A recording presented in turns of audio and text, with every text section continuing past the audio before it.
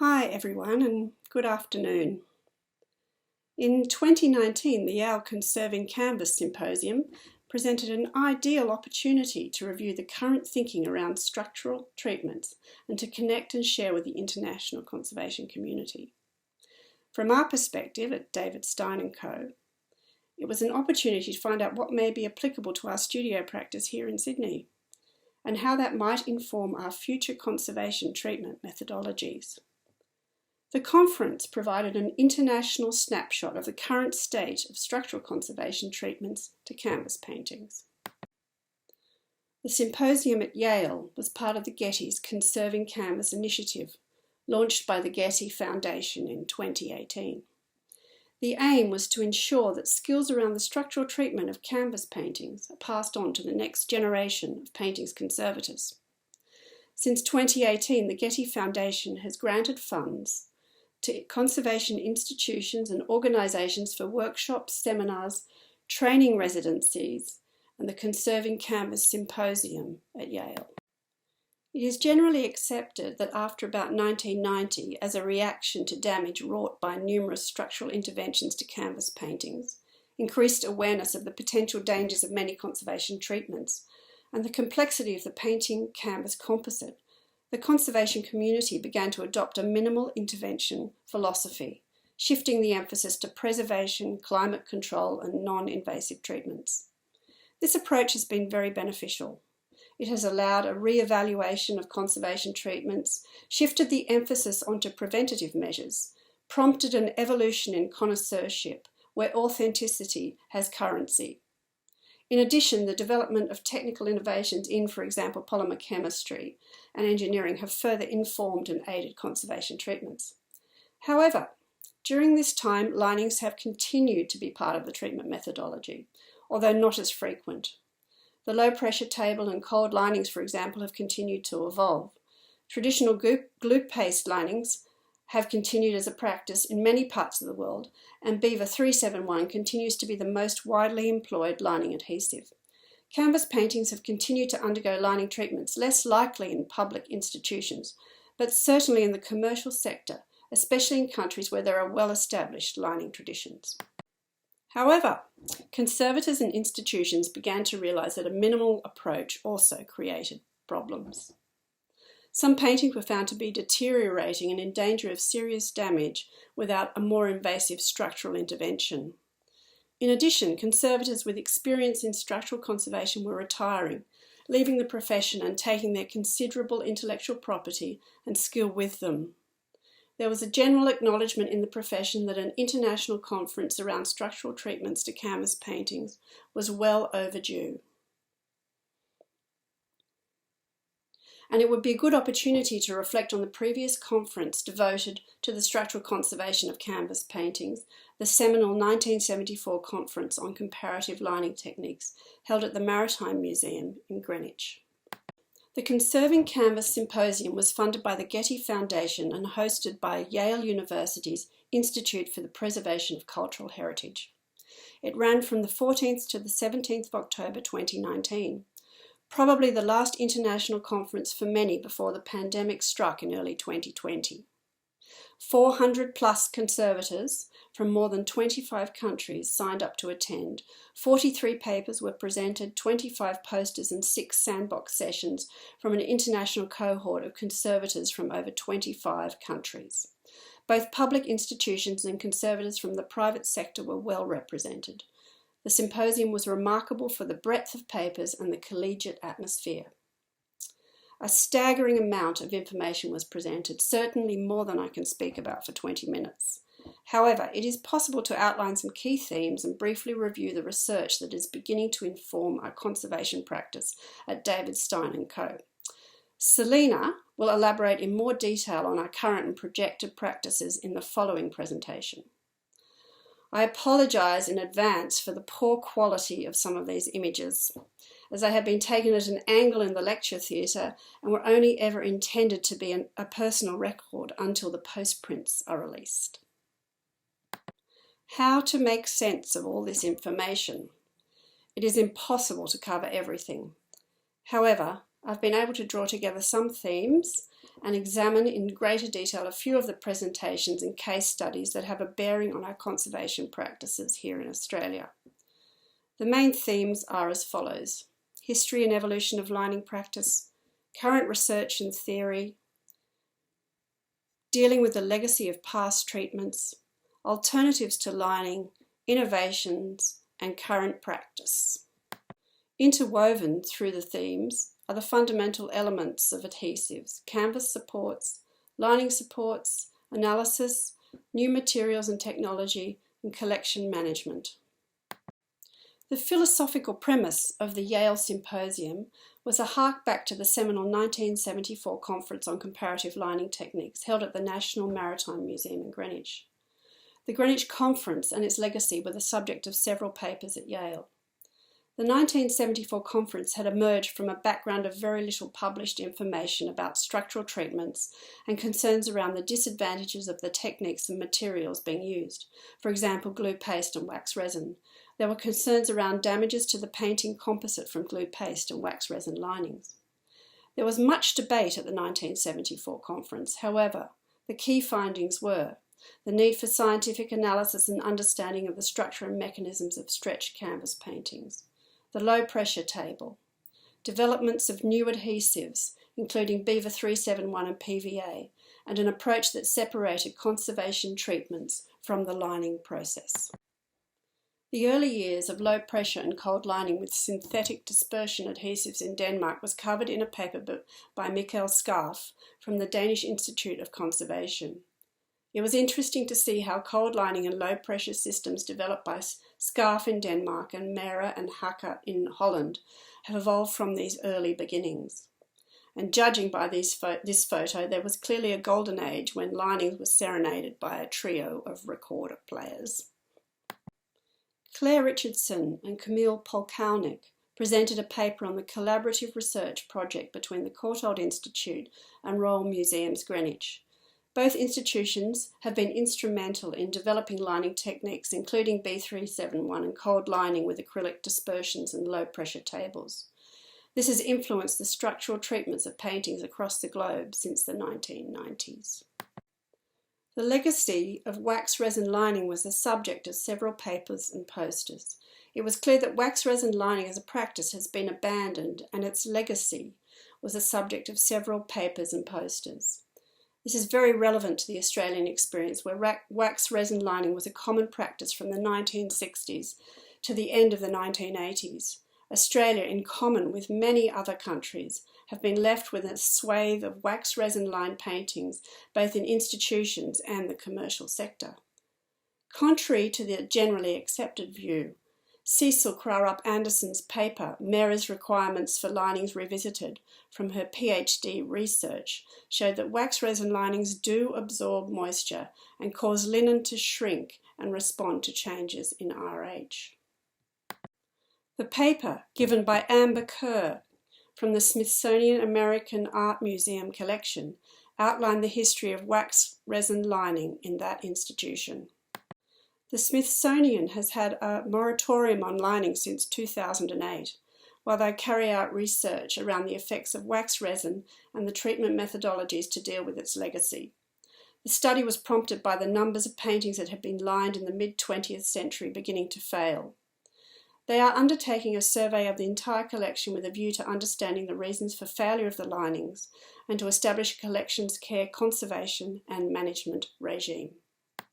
A paper from conservators from the Menil collection in Texas outlined a technique they used for removal of wax resin residues from a George Braque still life painting.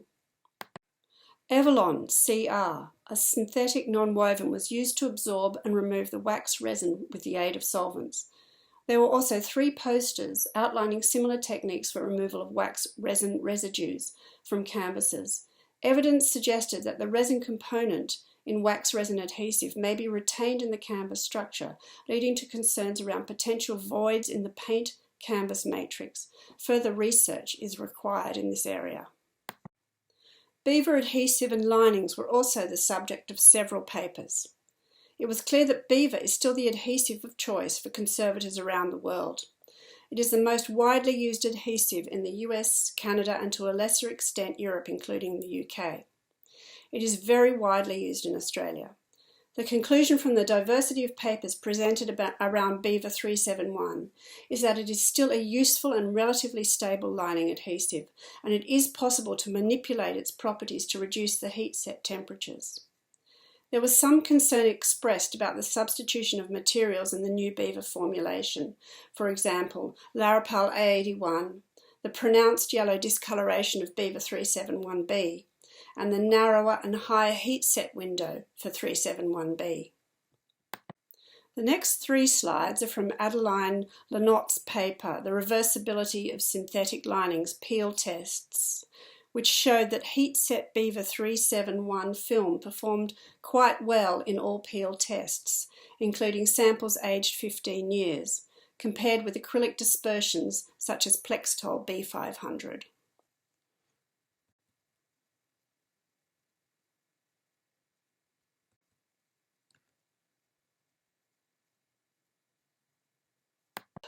From CCI in Canada, Deborah Daly-Harton's paper compared lining adhesives and fabrics. Beaver 371A film was compared with Beaver 371B film. The original heat set at 65 degrees Celsius, the B version had a higher heat set temperature, 70 degrees Celsius. She confirmed that the Beaver sailcloth lining system performed well according to the data. In addition, the CCI paper suggested that phthalates such as Cellulan 21, the ingredient in Beaver that acts as a plasticizer, may be soon discontinued. In addition, in his paper, Matteo Rossi Doria outlined his technique of flocking and spraying Beaver 371 adhesive onto a lining canvas, enabling lining at lower temperatures. A case study by Gianfranco Pacobene from Boston outlined the treatment to a mural painting in the Boston Public Library. The mural was removed from the wall with the intention of mounting it onto a new auxiliary support, an aluminium honeycomb panel. As you can see in the following two slides, during the lining process, the epoxy and the aluminium honeycomb failed due to the raised temperature, necessitating a lining reversal.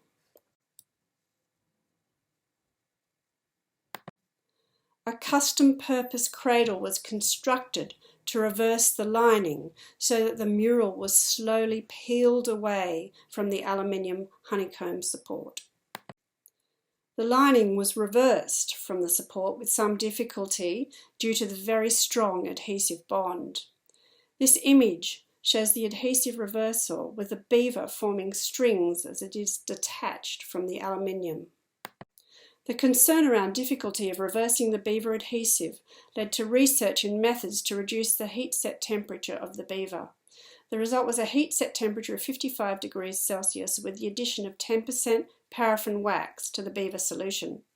This information regarding Beaver 371 has informed our lining systems at David Stein & Co. following the Yale conference. We are particularly interested in researching measures to reduce the heat set temperature of beaver in linings.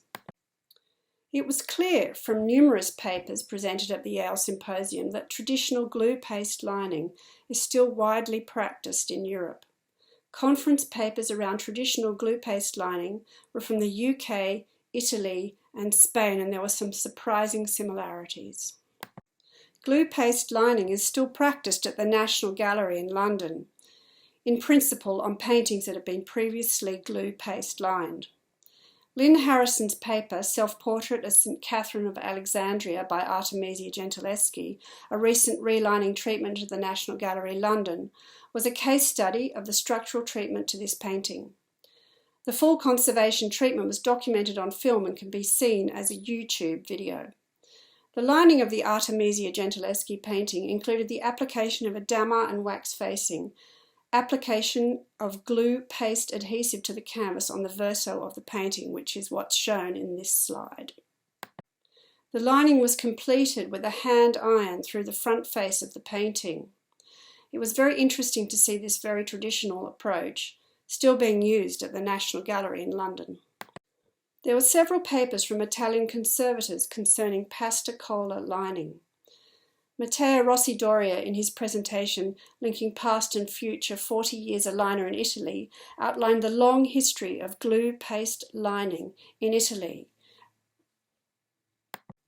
Glue paste linings in Italy often show remarkable longevity and stability. In his lining practice, Matteo Rossi Doria adapts and uses traditional materials and techniques as well as modern synthetic adhesives. He presented examples of paintings lined in the 18th century, still in good condition, often with wooden backboard panels added, and you'll see this in the next few slides.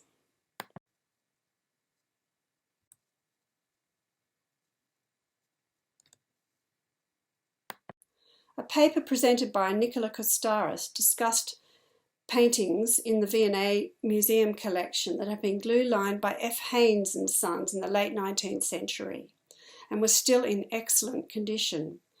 Protective backings, such as the one shown in this image, were also a contributing factor to the good condition of the paintings. The 1974 Greenwich Conference really marked the advent of the use of synthetic adhesives, particularly acrylic dispersions as lining adhesives, and the beginning of cold lining. Taking heat and moisture out of the lining process and separating the structural pair of canvas paintings from the lining. The concept of the nap bond was born. In the years since Greenwich, cold lining has continued to evolve and acrylic dispersions are widely used in the conservation profession, primarily as consolidants. Cold lining with acrylic dispersions is primarily a technique used in Europe, mainly Denmark, the Netherlands, Italy and France. Perhaps the most well-known technique is mist lining, developed at Schraal in Maastricht by Jos van Ock and continued by Kate Seymour and Joanna Strombeck. The Conserving Canvas project has sponsored several recent international mist lining workshops, so the technique is gaining some currency. There were several papers presented at Yale around cold lining. Demystifying Mist Lining was a paper by the Schraal team outlining the mist lining process. The concept is a lining using minimal adhesive delivered by spray to the lining canvas only. The adhesive is reactivated with solvent vapours to achieve a bond with the original canvas in a low-pressure vacuum envelope. In addition, the lining fabrics used are mostly open weave, linen or polyester.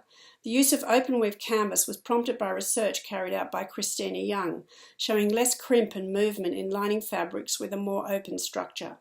This counters the generally accepted concept of the requirement for a lining canvas to be stiffer than the original. The low-pressure envelope is self-contained and does not pull the canvas down onto a flat surface, letting the lining fabric conform to the original canvas. This technique has been used at Schraal since the late 1980s, and current re-evaluation of early linings is showing that these linings are very effective. Currently, the team at David Stein & Co. are participating in a 10-week virtual mist lining workshop conducted by Schraal with funding from the Getty through Conserving Canvas initiative. This is an exciting opportunity for our studio, and we look forward to further developing this technique. The final aspect of the symposium at Yale that I want to touch on are the papers concerning recent innovations in structural pair to canvases without lining.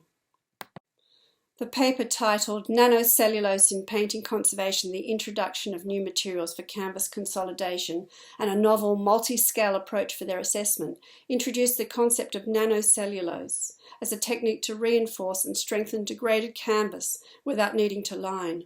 The small particle size and chemical composition of the nanocellulose makes it very compatible with canvas substrates requiring treatment. Research compared nanocellulose with traditional conservation consolidants and also comparisons with different nanocellulose-based consolidants using a variety of analytical techniques. Reliable adhesive in new shape, canvas bonding with self-supporting adhesive meshes, a paper presented by researchers based at the University of Bern and Dresden University of Fine Arts. Methylcellulose, sturgeon glue and butyl methacrylate dispersions were used to make fine microstructured adhesive meshes. The following few slides show this process.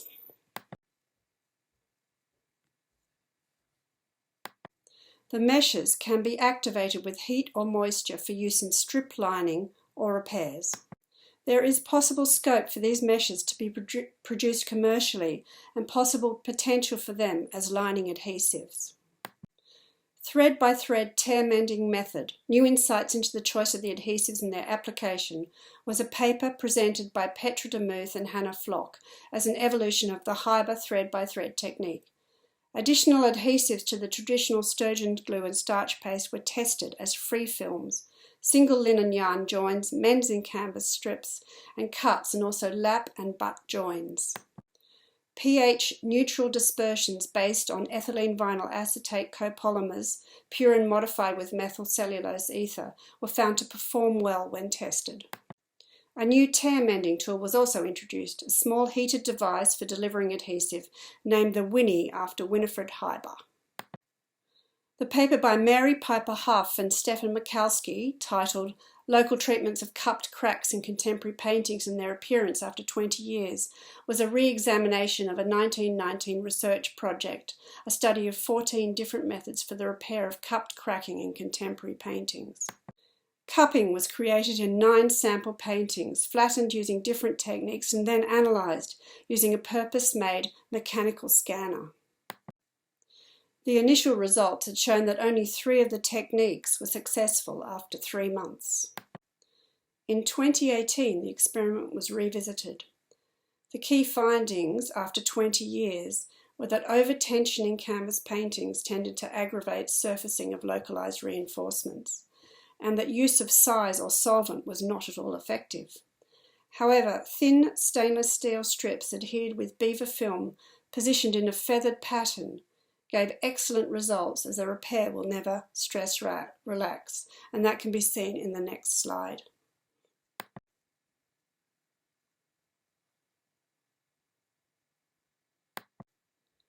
This talk is the briefest of overviews of a very full and intense few days. I hope that the symposium postprints will soon be released so that this valuable research can be readily accessed by all, and I really encourage everybody to get access to them because I'm sure they'll be fantastic. I'm grateful for the experience and insights gained from attending this conference and the continuing development of our treatment methodologies and practices at David Stein and Co. with our fantastic team. I've just added this slide from the conference.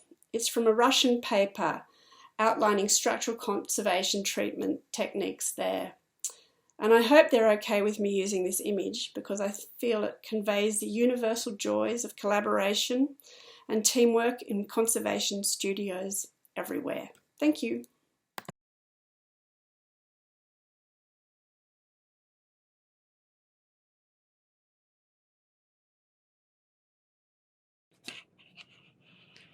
Good day, everyone. Thank you for tuning into the virtual conference. My name is Selina Halim, and I am the Senior Paintings Conservator at David Stein & Co. in Sydney. My presentation is on the recent development in structural treatments of canvas paintings at David Stein & Co.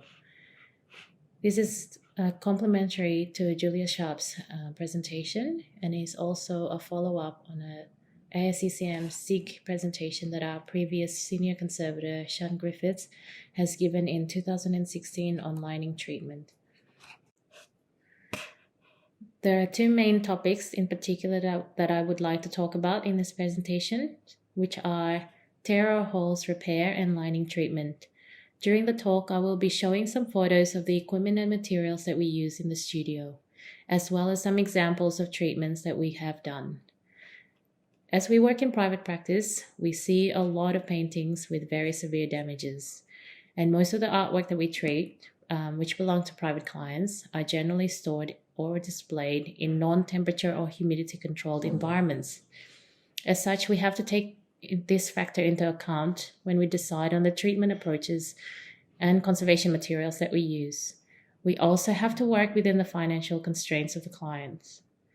For the purpose of this presentation, due to clients' confidentiality, we are not able to display the full picture of some of the artwork shown here. However, we can show some detailed pictures of before and after treatment. There are a few techniques that we use in the studio to repair tears and holes on canvas paintings, depending on the nature of damages and the materials present.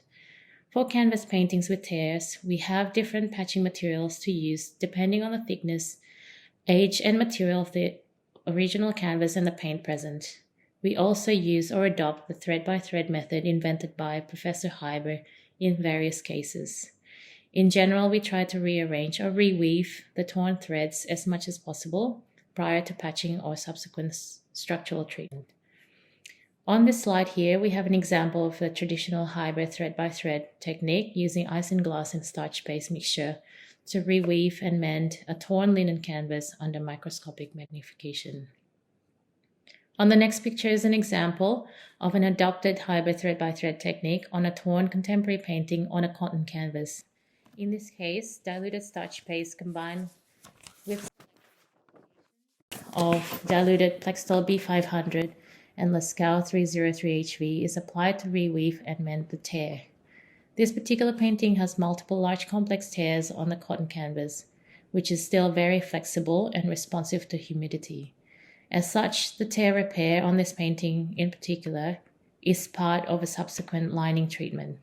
In this case, it was necessary to realign the threads as much as possible, as there are a lot of unpainted areas on the recto of the painting.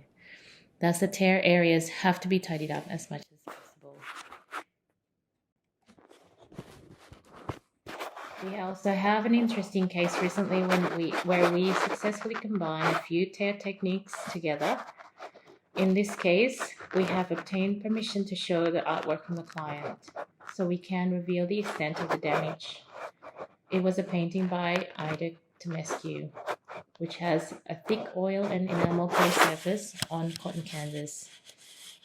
There was quite a large tear measuring about 20 centimeters long, and the painting itself is quite large. The paint is very thick and heavy with a lot of high impasto. The large tear was located across the artist's signature on the top verso of the canvas. Due to the size and tear of the location, the weight of the paint has caused the tear to gape. The Hyber tracker was not possible to be used to bring together the gaping tear on this painting due to the stiffness of the paint in the canvas. So we tried to bring together the tear as much as possible by realigning the tear on the verso and paint cracks on the recto. A temporary facing was done along the tear recto to ensure that the paint cracks are aligned during the tear repair treatment on the verso. We then used a combination of diluted starch paste combined with selective use of diluted Plextol B500 and Lascaux 303HV to reweave and stabilize the tears. As there were quite a lot of missing vertical threads, thin strips of polyamide suture threads were applied across the tear to provide additional vertical strength. So you can see on the picture on the right, the combination of the thread-by-thread technique as well as the polyamide sutures along the tear. Again, due to the location of the tear and the weight of the paint and canvas, these techniques alone would not have been sufficient enough to hold the tear together when the painting is upright. The decision was made to use an open weave, thicker polyester pica fabric and beaver film to patch over the tear area. This patch allows visibility to the artist's signature, but is also sufficiently thicker than other patching materials, such as Remay, polyester Stabiltex, or any other monofilament patching fabrics. And this is the before and after treatment images of the front of the damage. We are interested in developing further techniques to tear and hole repair. In particular, we are looking at existing traditional and tear mending techniques from other disciplines, such as textile repair. We were planning to do more experiments on this area. However, due to the recent extended lockdown restrictions in New South Wales, which has impacted our studio practice, we are unable to carry out the full experiments yet. So the next few slides would be on types of tear repair techniques that we are currently developing or investigating. On this image is a technique that I'm currently experimenting with as a potential alternative to patching using the Japanese kaketsugi or invisible tear mend technique. The technique is used to mend tears in textiles and kimonos by reweaving threads similar or original to the mend. On this slide is a photo of the beginning of my recent experiment with the Kaketsugi technique. As you can see, the red thread is formed as a loop to hook the linen thread used to reweave into the hole.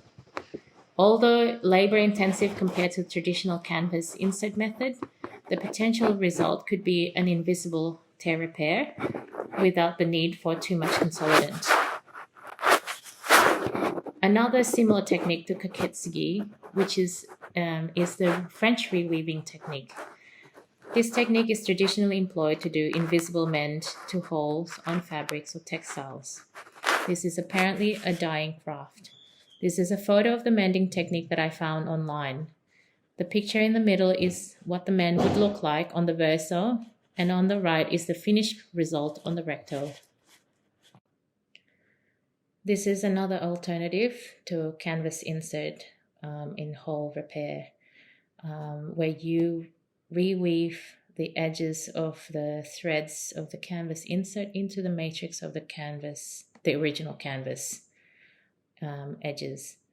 This is quite a labor-intensive treatment. However, no patching is required on the verso, so the result can be an invisible tear or hole repair. Potentially, there is little risk to puckering into the original fabric as well. As mentioned, I'm still exploring this technique at the moment. Another area that we're interested in is in suturing or darning technique with curved needle, which we are very keen to explore further. I think this is an area that Emily, the next presenter, that has more expertise in. So we would like to learn more from her. There's potential advantage to this technique in strengthening gaping tear. And this could be a great complementary to the hybrid thread-by-thread technique. On the next few slides, I would like to talk about lining treatment in our studio. Our previous senior appendix conservator, Sean Griffiths, as I mentioned before, has delivered a presentation on lining treatment at the past AICCM Painting SIG conference in Canberra in 2016. So I would like to apologize if some of the topics I'm talking about may have been covered by her. Lining is often perceived as an invasive treatment. We do not take this treatment lightly, and we only recommend this treatment as a last resort if the nature of the damages of the painting require such treatment to preserve the overall structural integrity of the artwork. These are a few reasons why we may decide to consider lining treatment for the structural stability of a painting. Mechanical failures of paint surface and detachment from canvas as a reaction to inadequate or incompatible canvas support is often a compelling reason to go down this line of treatment. Also, if there is a very large tear on the original canvas, which has compromised the overall structural integrity of the painting, and a patch alone is not going to address the problem sufficiently. Also, when a painting has been previously lined with other lining techniques such as wax lining or glue paste lining and it has failed, often we have to undo the previous lining and we have to reline the painting with a more appropriate conservation grade lining material. Lining is a complex treatment as we have to take into account all the multiple layers of materials and elements present or introduced. We have to anticipate how they may interact or react with each other in the lining process. Factors such as materials' reaction to solvents, moisture, pressure, tension, and temperature have to be considered prior to deciding on what type of lining treatment is suitable for a given painting and its condition. We continuously conduct experiments and try to keep up to date with recent developments in this technique. We are modifying our approach so that we treat different layers of the paintings separately prior to the lining process. This is done for better reversibility of the lining treatment, should the need arise in the future. Preferably, the adhesives used to consolidate the paint layers are different to the lining consolidant, so that the lining can be removed without disrupting the consolidant on the paint surface. We have two types of lining tables in our studio. There are advantages and limitations to both lining tables. The first one that you see on the slide here is a Willard conventional heat set lining on a vacuum table. We have two sizes of this lining table at our studio to accommodate different painting sizes. We have recently added a pressure gauge to the large table to allow a more refined adjustment to the pressure. The second one is the Robin Hodgson's large perforated heat suction table. This is one of the few largest RH table ever made. We were fortunate enough to be able to acquire this table and the large Willard table from the Queensland Art Gallery many years ago. The RH table has a non-stick perforated surface and is excellent for consolidation, humidification or flattening, and lining. The maximum temperature for this table is 70 degrees, unlike the Willard table that can go up to over 100 degrees. The RH table provides also a much better suction pressure. Earlier this year, Robin serviced this table and provided us with some great tips on how to use the table. The table has great potential application for cold lining or lining using adhesives with lower glass transition point. We are in the process of experimenting with this application. We have also recently purchased some latex sheets from Robin to use on this table to cover up some areas outside of the treated painting and to enhance or concentrate suction on the painting. Prior to this, we were using thin silicone release mylar to cover areas outside of the treated painting. However, according to Robin's experiments, mylar has a greater risk of microscopic fissures during usage, especially once it has creases on it. When this happens, this causes the pressure and temperature to fluctuate more. The latex sheet's ability to conform to any shapes underneath when the pressure is set on, such as the lining loom, also makes it a great material to use for this table. The sheets can be rolled and reused over and over again, which makes it more of an environmentally friendly product to use for this purpose than mylar. As I have mentioned previously, we are now modifying our approaches to our lining treatment so that we retain the painting's integrity and allow for safe reversibility of the lining support in the future. This is in line with our aim to protect the painting's originality whilst providing the additional support that it needs. This includes pre-treatment steps as well as consideration for additional preventive measures after lining treatment. Pre-treatment steps include local consolidations and stabilization of the flaking or tenting paint with a different adhesive to the lining adhesive. This needs to be done prior to taking the painting off its original auxiliary support. Once this issue is addressed, if the painting requires to be pre-stretched prior to lining, we now have expandable aluminium loom. This was purchased from Chesitec in France recently with the help of our previous French conservator Anne Perrin. The loom comes in several different lengths and you can assemble or combine them to suit your painting size. There is also an additional part that you can add to each side in case you need extra length or width. The unstretched painting is mounted on the groove of the aluminium loom and the canvas is held in place with plastic tubes in the groove. Painting can be mounted on either sides of the loom. The way it is designed eliminates the need to staple lining fabric onto traditional wooden stretcher loom. It makes stretching and unstretching the lining fabric of artwork a lot easier and faster. This expandable aluminium loom allows the painting to be stretched vertically and horizontally, individually on each corner. It can be used to pre-stretch the painting prior to lining or can be used as lining loom. We have several different types of fabrics that we use as secondary support for the lining fabric. We choose the lining fabric depending on the original canvas, weight of the canvas, and paint surface on the painting. We also take into account the nature of the damage present, whether or not there are any inscriptions on the verso that needs to remain visible. These are some of the fabrics that we use in no particular order of preference.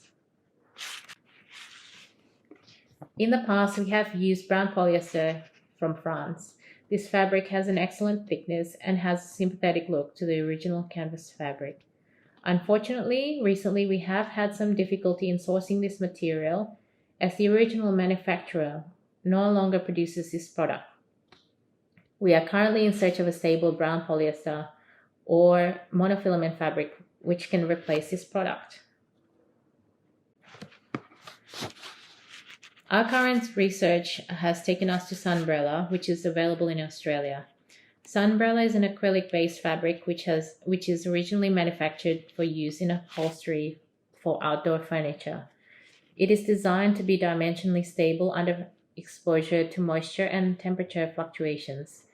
It has a similar thickness to the brown polyester fabric, and it comes in many different colors.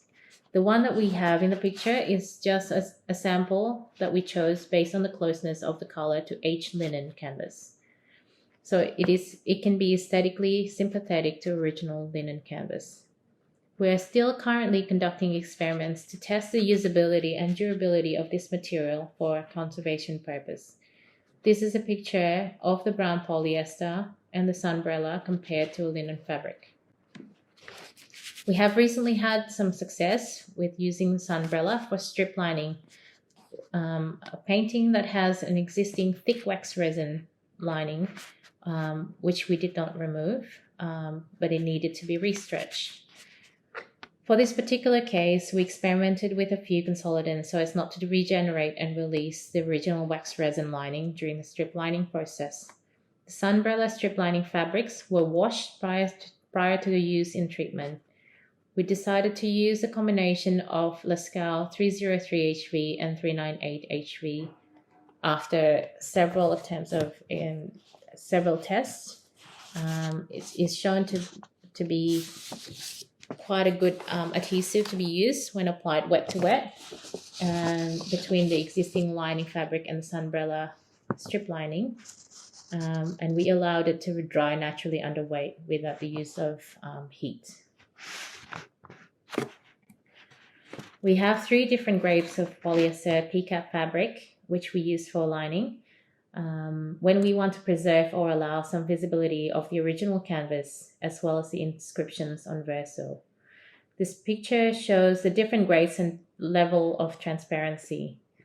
The PCAP is a dimensionally stable monofilament fabric, which is originally used as a screen printing mesh. This painting was lined with a medium weave PCAP, and you can see that it is semi-transparent, so you can still see the original canvas through it. This is an example of a textile piece which was terribly deteriorated and the edges have frayed. We did not do a full lining on this treatment. We simply did a modified loose lining using a fine weave PCAP with beaver film along the edges of the unstitched textile piece. The PCAP acts as a semi-transparent secondary support to the fabric. And you can still see the verso of the stitching on the textile. Polyester sailcloth is also an excellent support fabric to be used for lining due to its dimensional stability. However, we find that the look is not as sympathetic to traditional canvas fabrics such as linen or canvas, and is not as transparent as PCAP. This is to show the different degree of transparency between the 3 different grades of polyester PCAP in comparison to polyester sailcloth. Sometimes we have to layer a few materials to combine the characteristics of each material.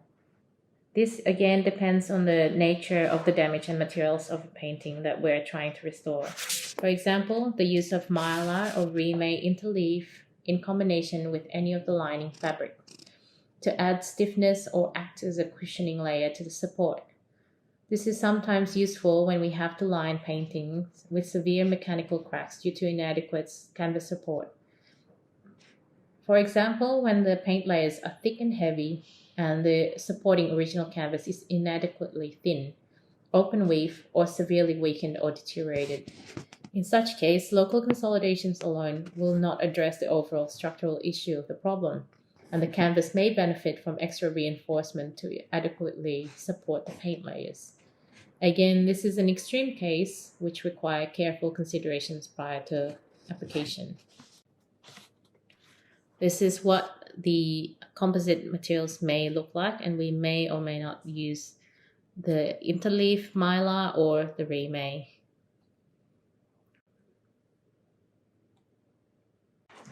These are some of the range of adhesives that we use in our lining process, depending on the suitability of the treated painting. As I have mentioned previously, we are currently looking at more alternative adhesives just to expand our range and increase our ability to manipulate different materials and techniques to suit each individual painting. This is an interesting case study of a lining treatment. The paint cracks you see on the before treatment here on the left is a result of the mechanical failure of the paint to the canvas support. As you can see here, the original canvas was not a typical painting support. The portrait was done during the war period, so most likely the painter had to make use of whatever fabric he could find. It has a checkered pattern which resulted in the mirroring pattern of the paint cracks on the front. Here, the painting was lined onto a polyester fabric, and care was taken in adjusting the pressure and heat applied to generate the beaver film consolidant and the beaver solution so the weave intensification of the original canvas does not occur on the paint. Brown polyester was used in this case instead of PCAP, as the original canvas is quite thick and is close weave. Thorough documentation was done to capture the original canvas. We also consider the possibility of using passive preventive measures when the damage is not severe enough to warrant more intrusive treatment. Here is an image of a cami lining that we have done using polyester PCAP.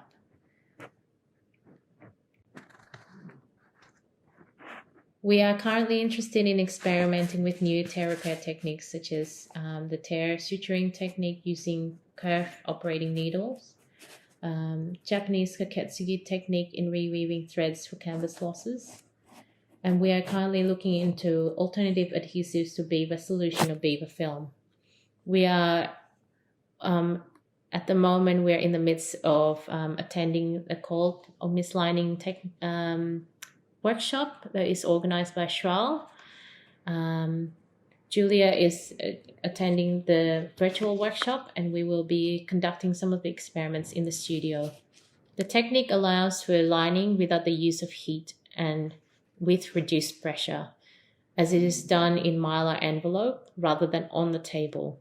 So we hope that there will be some useful new techniques and materials that we can learn and adopt from the workshop into our studio practice. Also, it is good to rethink some of the existing techniques that we currently have in the studio. Our studio is constantly investigating and experimenting with new conservation materials and techniques. We are currently a team of 9 paintings conservators. On this picture here are some of us. David is missing in the picture, and also Ellie Gifford is currently on maternity leave. Everyone in the team comes from a different background and has a unique set of skills. We believe in working and collaborating together as a team to come up with the best possible solution for every challenging problem that we encounter. We're always interested to learn and improve our techniques and approaches. As such, we welcome any suggestions, feedbacks, tips, and any interesting discussion following from this presentation. Thank you.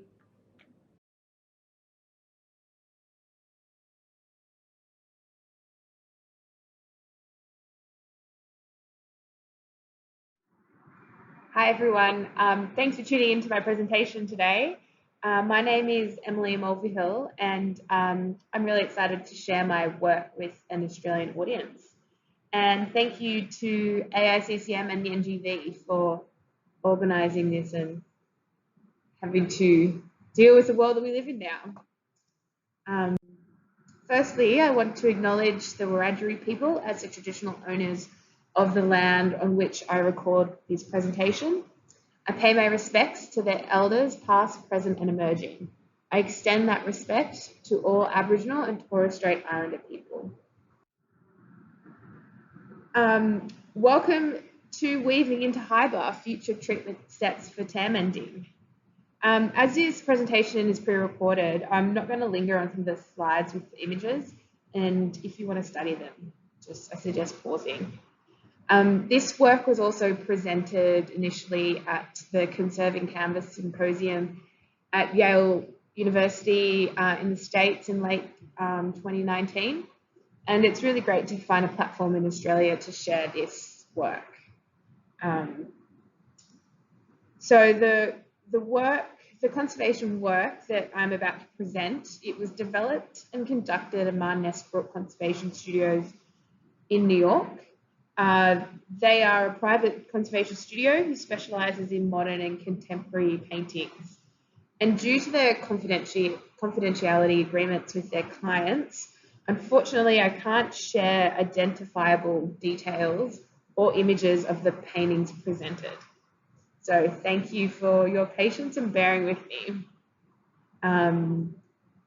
Yes, so the HYBA, thread by thread tear mending technique, is considered the best practice when mending broken threads in a canvas support. It is an elegant, sympathetic technique that has enabled conservators to move away from the more invasive treatments such as wax resin linings and canvas patches when dealing with tears in a canvas support. Because this work was conducted at a private conservation studio, lots of the considerations that we had to think about were different to those works that are held within collections. And that is where lots of our point of view comes from. So as we know, art lives with people, and generally in environments that are optimum for comfortable living and might not be appropriate or the most suitable for art. This, coupled with the increased demand of the movement and travel of art, specifically for modern and contemporary paintings, which I'll be presenting on today, have increased the overall stress placed on paintings and their conservation treatments. When approaching tear mends, we need to take into consideration these stresses, especially when the structural integrity of the canvas has been undermined from a tear. To address this, we have sought to develop reinforcement systems to support HYBA's approach. In this talk, I will break down our considerations and the additional reinforcement techniques when approaching tear mending of a painted canvas.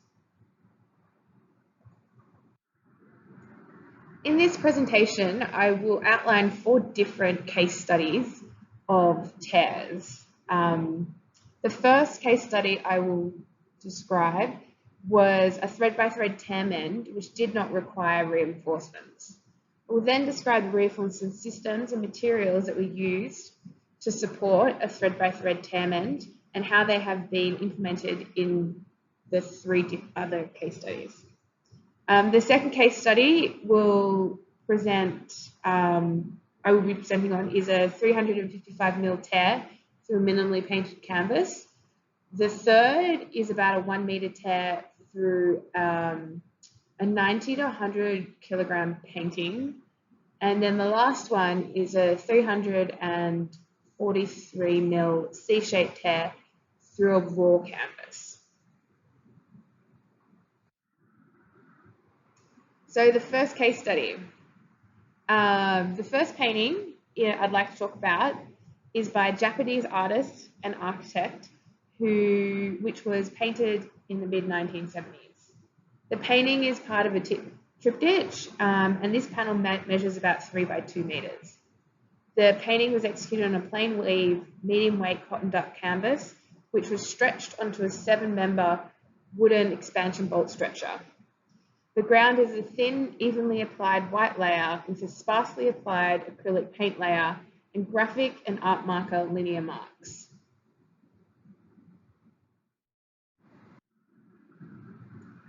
So the work has a 140mm vertical tear located in the bottom left corner, about 25 mils from the turning edge. The horizontal threads in the tear meet their opposing threads, and there does not appear to be a gap between the edges of the tear. The canvas has rippled distortions that run down both sides of the tear, and fractured paint radiates from the tear, and there is associated lifting and loss to the paint and ground layers. When we approached this treatment, the highest priority was to reweave the loose threads into a tight weave so it aesthetically matched the original weave. And that's because there wasn't much of a paint layer. So the most notable part of this work was the texture of the canvas that we needed to recreate.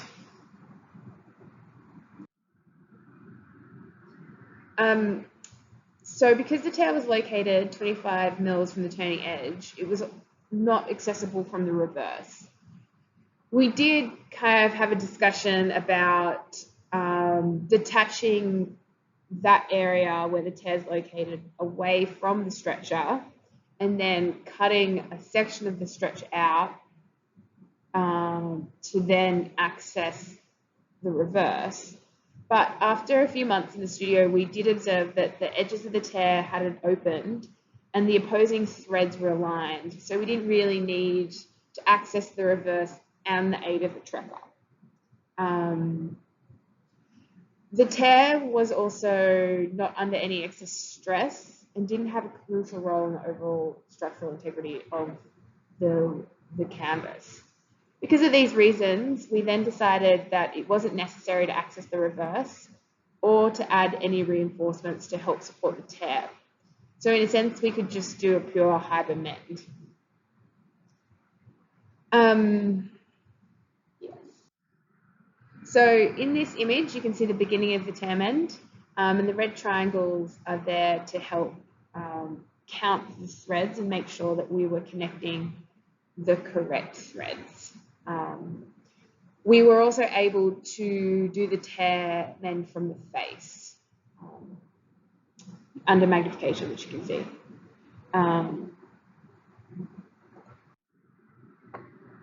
So here I have some images from during treatment and the completed mend on the right, which was conducted under magnification from the face. Unfortunately, I don't have any images of the completed in-painting, but I just thought it was important to show the tear mending process. So the reinforcement systems.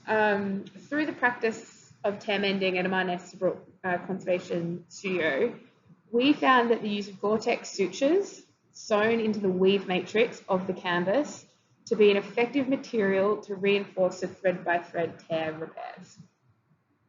Gore-Tex sutures are commonly used in dental surgery, and the microporous, flexible polytetrafluoroethylene monofilament with a stainless steel needle attached to either end. They are soft, flexible, and easy to manipulate. They can also be dyed to match the fabric of your painting and thus be a discreet addition to the conservation treatment. They come in a variety of monofilament thicknesses, but our favourite and the thinnest is the CV8 and the needle gauge of TTC-7. One thing to be cautious about is the two types of needles. There is a tapered needle, which is our preferred choice, and a tapered cutting needle, which as the name suggests, can cut through the threads and should be avoided. Look for the circle symbol with the dot in the centre, that indicates the tapered needle. And to the right, there is a detailed image of the Gore-Tex thread and attached to its needle. What's so wonderful about these sutures is the way the thread is connected to the needle. There is no needle eye, and the thread doesn't then have to double back as it would with a normal needle. And this enables the sutures to slide through the canvas, weave when sewn. The use of the Gore-Tex sutures is also 100% reversible, and they can be cut and removed readily if there are any adverse effects visible to a painting. So let's get into the case studies. The second case study is a painting that was painted in the late 1960s by an artist prominent in the abstract expressionist movement. The painting measures about 2.3 by 3.2 meters and has been executed on a heavyweight cotton duck canvas and stretched onto a sturdy wooden stretcher. The ground layer is an evenly applied white layer, and the paint layer was applied sparsely in limited areas.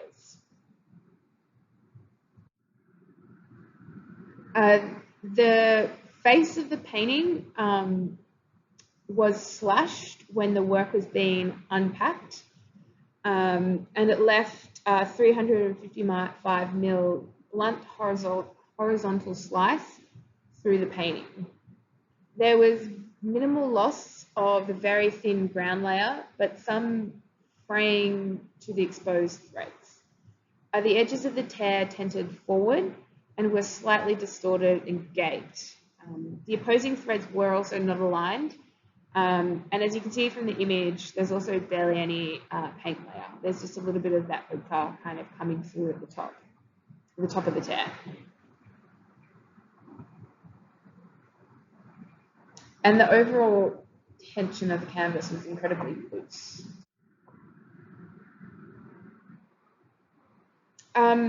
In this slide, you can see the location of the tear within the painting, and you can see that the horizontal direction and the size of the tear show how the weight of the canvas may pull open the tear and could be something that would affect the success of the eventual mend. The tear has a blunt cut, and with no overlapping threads, this type of mend is typically not very strong and is very likely to open once the trekkers were removed after treatment. And here you can see the reverse of the tear. You can see the slight gap as well between the tear. In this image, you can see our elaborate trekker setup. But before I describe the treatment, this image actually shows our second attempt at the mend. As during our first attempt, we didn't have enough trekkers to for the whole mend, so we had to start the tear and then move the trekkers down to complete the rest. And as we did that, under tension, we put some tape that crossed to kind of bridge the tear and to then move the trekkers down. But unfortunately, overnight, the area that only had the tape had opened up. This was actually a great indication that the abutted adhered threads were not strong enough, and then we needed to add reinforcements to complete the tear and ensure successful treatment. So in our second attempt, which again is this image, we had enough trekkers to span the length of the tear. And our trekker, we had 3 sets of trekkers in play, and 2 sets from RH Conservation Engineering, and then 1 set of Hyber's original trekker design. You can also see the diagonal direction of the trekker threads. This is how we realigned the opposing threads to their correct opposite. Great. So once the threads were aligned, working under magnification, the aligned corresponding abutted threads were connected with the minute bead of adhesive solution of 25% isinglass in water mixed with sulfur flop 10 cellulose powder at 20 to 1 volume to volume. This is also the same adhesive that we used in the first attempt, and it's also a recipe that we got from the Tate. Anyway, and then after we applied the adhesive was heat set with a needle tipped micro spatula. When the tear mend had been completed, the reinforcements were woven into the weave matrix. This occurred under tension provided by the trekkers, and the Gore-Tex sutures were sewn perpendicular to the tear, reinforcing the weft threads.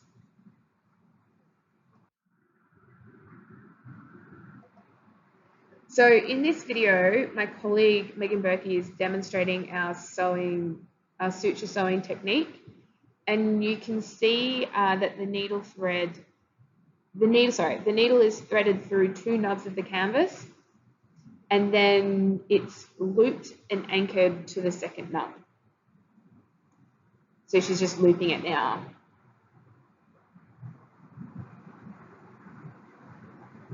The suture is then threaded under every 3 to 6 warp threads and eventually bridges the tear. The length of the suture thread is varied, as well as the spaces between each suture. This is also just a demonstration, and there's no tear in the canvas. It was just a spare piece of canvas that we had in the studio, and the thread's also been darkened for this demo. So she's about to finish the end suture, and it's in the same fashion as when she anchored the first thread, but she loops it first and then goes under the next nub. And if that's not clear, I have some new slides coming up.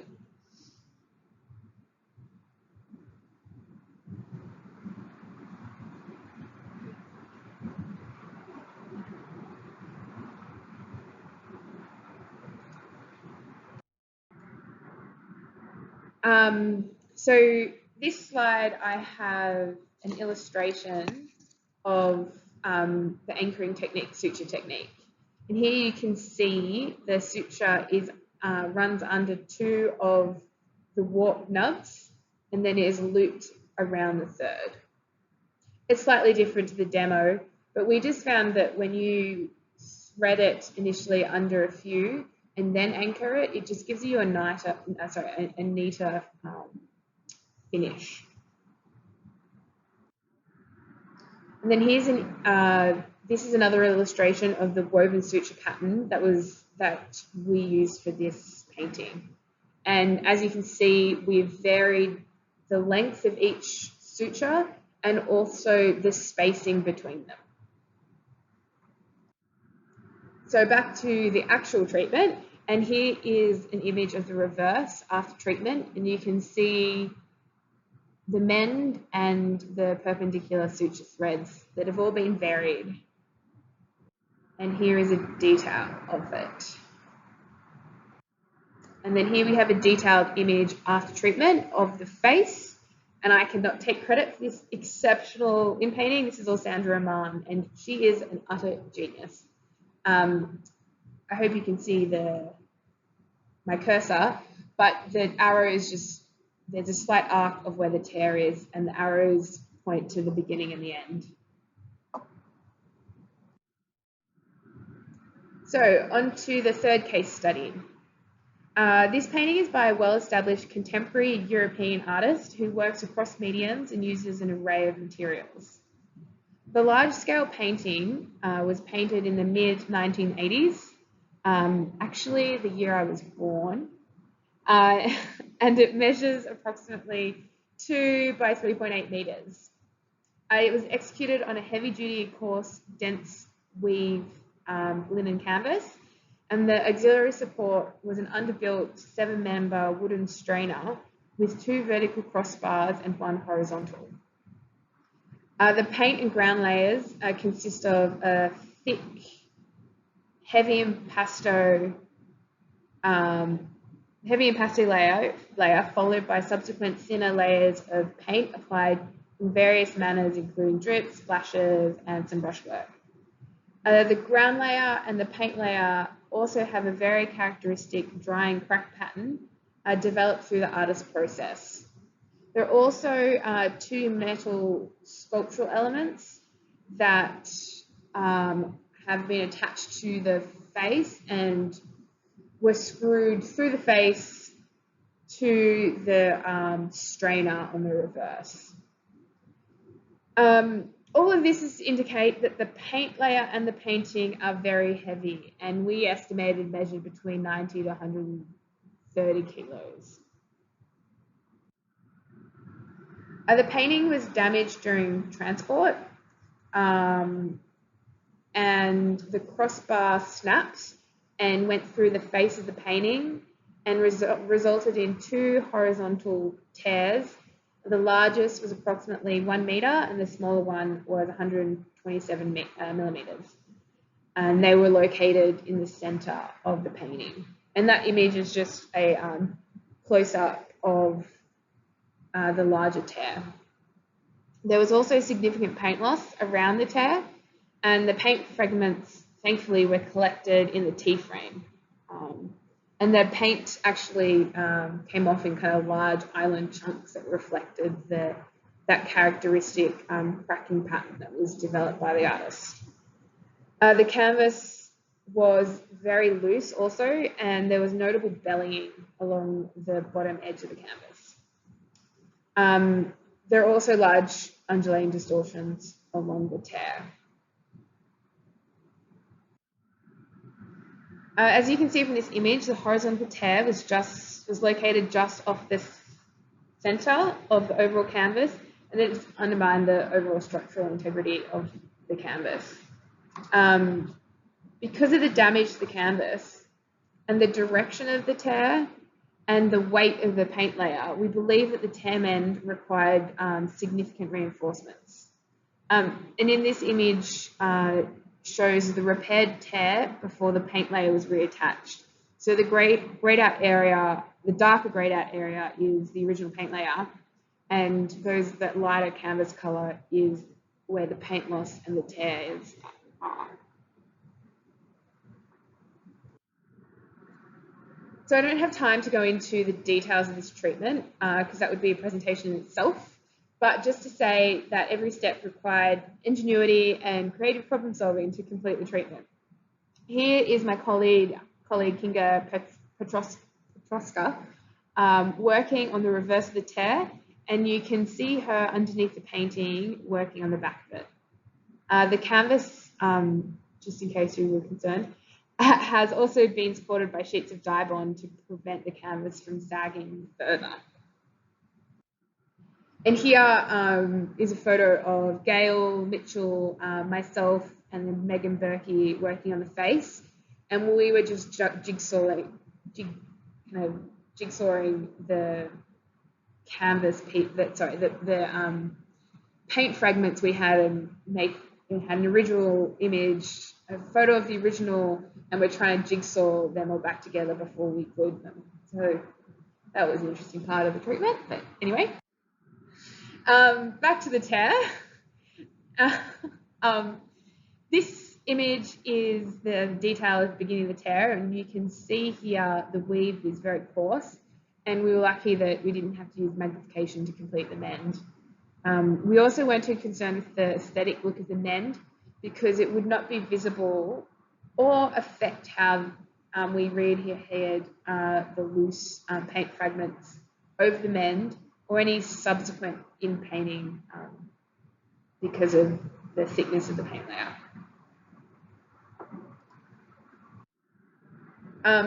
Sutures were used in 2 different stages of this treatment. Firstly, here we can see how they were used during treatment in a similar fashion to Trekkers. They helped keep the opposing threads aligned and the edges of the tear in plane. And the top image is of the smaller 127 mil tear. The lower image is a detail of the reverse of the 1 meter tear. And you can see that the larger tear, it also was about like 3 centimeters wide. Yeah, it was big.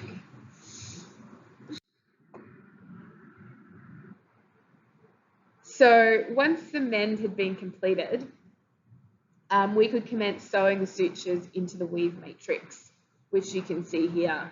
And so that occurred while the painting was still flat, and it occurred on your back, like you're a mechanic.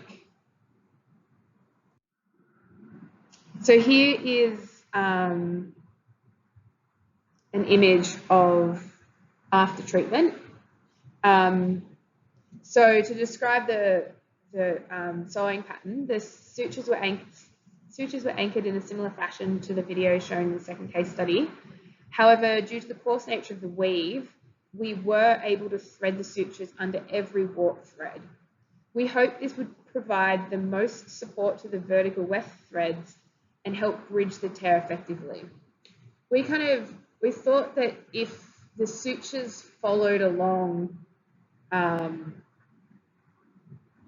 the weft threads, it would act in the same manner as the original thread. That was our theorizing, and it worked in the end. Here I have the illustration of the woven suture pattern for the third case study, and similar to the second, we varied the length of each suture and the distance between each suture. And we also dyed the threads with Orsul dyes to match the colour of the canvas. But I just find these illustrations a great way to show those subtle differences. And here's an after treatment detail of the reverse with the crossbar had been reinserted. Well, a new crossbar, that was in half. On to the fourth case study. This work was painted by another American abstract expressionist artist in the late 1950s. This painting is circular and has a 113 centimetre diameter. The auxiliary support is a sturdy wooden circular strainer with 4 crossbars. The support is a moderate weight plain weave cotton duck canvas, and the painting is an unprimed canvas with intermittent brush strokes and poured application of what we estimated was oil paint. There is a C-shaped right angle multi-part tear located at the bottom centre of the painting and is approximately 355 mils in length. Numerous threads have been severed and pulled out of the weave matrix in both the warp and the weft directions. The flap of the support created by the tear has distortions along that attached edge, possibly from where it had previously bent forward on itself, so that flap. The severed and pulled threads within the tear appear to line up and meet their adjacent threads, which is great. The overall tension of the canvas was also very loose. The painting had been previously treated before this damage had occurred, and the turning edge was strip lined with muslin coated with beaver-like adhesive. However, when the strip lining was attached, they didn't remove or reduce the dirt or debris along the turning edge, and it was very dirty. The painting also had a loose lining, which was not torn during the damage. Here we can see the location of the tear, and the tear had not undermined the overall structural integrity of the canvas because of its location. However, a section of the tear followed the turning edge and would be placed and is under stress when it was stretched.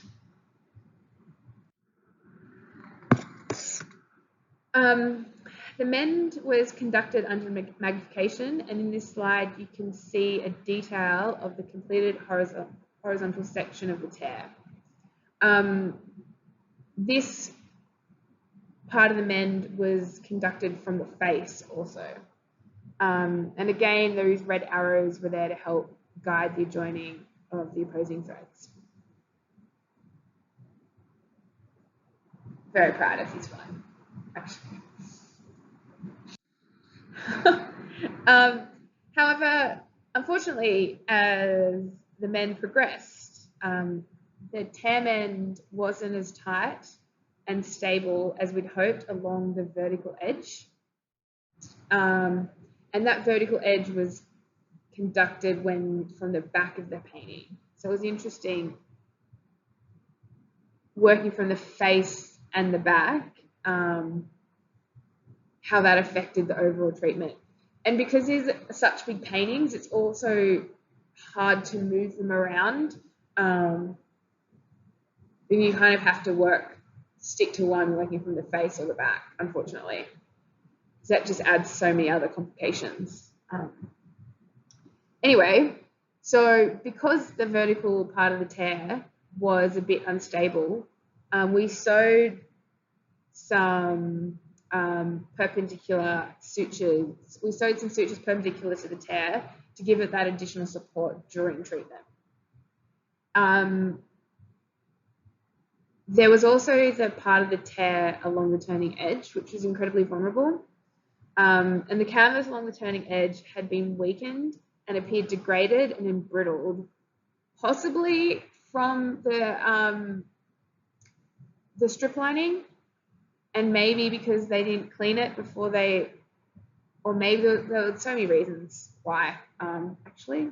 But this area could not be reinforced with sutures because the nubs shattered when the needle was threaded through, and we had to use another approach.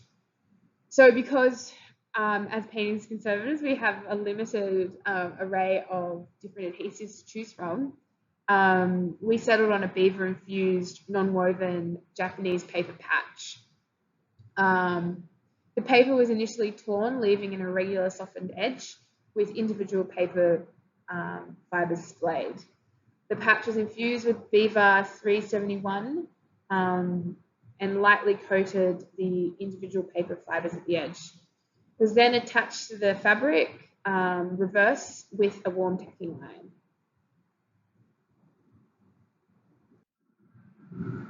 When the mend was complete and the turning edge had been supported, we re-stretched the area, but unfortunately during the stretching process, the mend had stretched and slightly opened at that 90-degree corner. So we had to rework that area and then reinforce it. Again, the sutures weren't viable in this area because the oil paint layer had infused in the canvas and degraded to the point that the fibers were too brittle for the sutures, in a similar fashion to the fibers along the turning edge where the strip lining was. So this area was then reinforced with Japanese paper strips or sutures that were approximately 2 mils in width and varied in length. They're infused with liquid Beaver 371, and the paper sutures were minimally heat set along the portion of the vertical tear and above the area of the Gore-Tex sutures.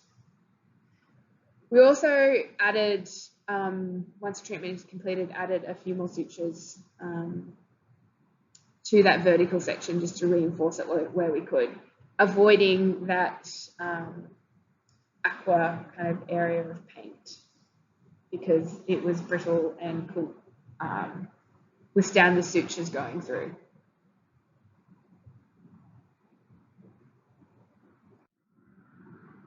So this shows after treatment with the completed in-painting, and the combination of methods to reinforce the tear enabled the stretching and the treatment could progress. And it was just a matter of kind of being creative, I guess, and working through it. So my concluding thoughts. I want to say that every painting is different, and the reinforcement techniques I've presented today will not be appropriate for every treatment. But it's just another tool for the toolbox, and every solution is as unique as the painting's being treated. So sutures offer a sympathetic bridge to reinforce a thread by thread tear mend. This is especially helpful when the tears undermine the structural integrity of the canvas support. They also are useful during the mending process as a substitute to trekkers. Be creative. Sutures can be woven into the weave in different manners depending on the painting and may be used in conjunction with different bridging methods such as beaver-infused Japanese tissue patches or strips. The solution may not be one technique but a combination. So lastly, remember to enjoy it. I find terra repair is one of the most rewarding parts of our profession, and I really hope that you guys find the joy that I do too. Thanks. Lastly, I would like to thank Sandra Rahman and Elizabeth Esbrook for being wonderful mentors. I learned so much from them in the time I was there, and they have been wonderful. And also a big thanks to Megan Berkey. Without her, none of this would have happened. So thanks. Thanks for sticking with me through the presentation, and I'm looking forward to questions when the time happens. Okay, thanks. See you later.